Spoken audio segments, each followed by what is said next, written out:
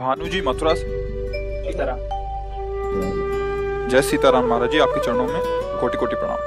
महाराज जी, भगवान के नाम को किस तरह और कितना जपें जिससे शीघ्र ही स्वरूप बोध हो जाए? प्यास ऐसी हो जैसे कई दिनों से किसी को पानी ना पिलाया जाए और फिर रबड़ी रखी जाए उसके सामने, फिर उसके सामने 56 भोग रखे जाए, वो क्या करेगा? नहीं पिएगा। उसकी चाह होगी कि केवल पानी पिला दो। ऐसी नाम जबकि प्यास हो और व्याकुलता ऐसी हो जैसे तुम्हें यमुना में अभी ले चले और कहीं डुबकी लगाओ और फिर आपको दबा दें और दबाए रखें। जो श्वास लेने की व्याकुलता आपके अंदर हो, वैसी व्याकुलता हो तो बिगड़ी जन्म अनेक की अब वहीं सुधरे। आज अभी भगवत साक्षात्कार हो जाए। व्याकुलता हो ऐसी जैसे यमुना में डुबोने पर श्वास लेने की चेष्टा करने पर फिर दबाया जाए, वो एकदम श्वास के लिए व्याकुल हो रहा है, प्राण व्याकुल हो रहे हैं। और प्यास ऐसी हो कि जैसे पानी की चाह वाले को रबड़ी रसगुल्ला रखा जाए। ब्रह्मादिक के भोग शब्द विषम लागत ताहि, नारायण ब्रज चंद की लगन लगी है जाए।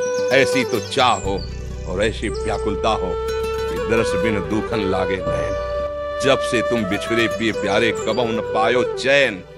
अभी हम चैन से सो रहे हैं, चैन से खा रहे हैं और हम भगवत प्राप्ति की बात कर रहे हैं। भगवत प्राप्ति कब? नारायण हरिभजन में ये पांचों न सुहात, विषय भोग, निद्रा, हंसी, जगत प्रीति बहुबार। बस केवल अपने प्रभु का सुमिरन और उनसे मिलन की चाह। बस फिर आपको एक प्रश्न ही नहीं करना पड़ेगा कि कैसे तत्वबोध हो, कैसे प्रेम प्राप्त हो। समझ रहे बच्चा? महाराज जी, अशांति, भयंकर जलन अज्ञान के कारण या प्रारब्ध के कारण या फिर वर्तमान अपराध बन जाने के कारण होती है? सबका मूल अज्ञान ही है। वर्तमान का अपराध भी अज्ञान से ही होता है और पूर्व अपराध जो हुए हैं वो प्रारब्ध का नाम दिया जाता है, वो भी अज्ञान से हुई है। सबका मूल कारण दुख का, अशांति का, जलन का, क्लेश का, जन्म मरण का अज्ञान ही है। तो भगवान के चरणारविंद का आश्रय लेकर भगवान के प्रेमी जनों के द्वारा उनके श्रीमुख से निकले हुए वचनों को सुनकर उनकी आज्ञा के अनुसार जीवन हम अपना चलाए तो बहुत जल्दी हमें ज्ञान प्राप्त हो जाए, तो ये अज्ञान नष्ट हो जाए। अज्ञान नष्ट होते ही परम शांति की प्राप्ति हो जाती है। श्रद्धावान लभते ज्ञानम तत्परः संयतेन्द्रिया ज्ञानम लब्ध्वा पराम शांति। परम शांति कहाँ मिली? ज्ञानम लब्ध्वा पराम शांति मच्रेणादि गच्छति। भगवत प्रेमी महात्मा और शास्त्र, इनके जो वचन है उनके अनुसार जब हम जीवन यापन करते हैं, उनके अनुसार चलते हैं तो हमारा ज्ञान नष्ट हो जाता है। अज्ञान नष्ट होते ही जैसे अंधेरे में क्या है मुझे पता नहीं चल रहा, पर जब प्रकाश हुआ तो पता चल गया। जब पता चल गया तो न भय रह गया, न कोई जलन रह गई, न कोई अशांति। परम शांति, परमानंद की अनुभूति हो गई। किसका प्रश्न था? हाँ, खूब नाम जप करो, भगवद आश्रित रहो, माता पिता की सेवा करो।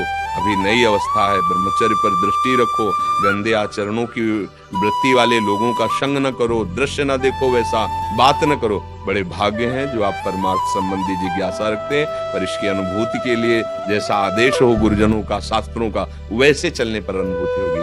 प्रश्न करना उतना लाभदायक नहीं होगा जितना आचरण में उतारना लाभदायक होगा।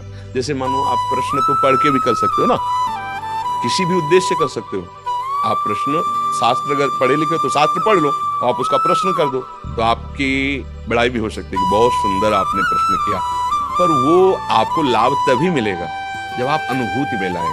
प्रश्न करना और उत्तर दे देना ये दोनों बाहरी विषय है, अनुभव करना ये शांति का विषय है। प्रवचन करने से और प्रवचन सुनने से परमात्म तत्व की प्राप्ति तो नहीं हो जाती ना, उसकी बातें हम समझ जाते हैं। ऐसा करना चाहिए, ऐसा नहीं। पर अनुभूति तभी होगी जब वैसा आप चलोगे, वैसा आप करोगे। नहीं तो फिर जैसे वेद उपनिषद में लिखा है, नायमात्मा प्रवचनेन न लभ्या न मेधया न बहुना श्रुते। बहुत प्रवचन करने वाले को भी ये नहीं होता जो परमानंद की, बहुत सुनने वाले को भी नहीं होता, बहुत बुद्धिमान को भी नहीं होता।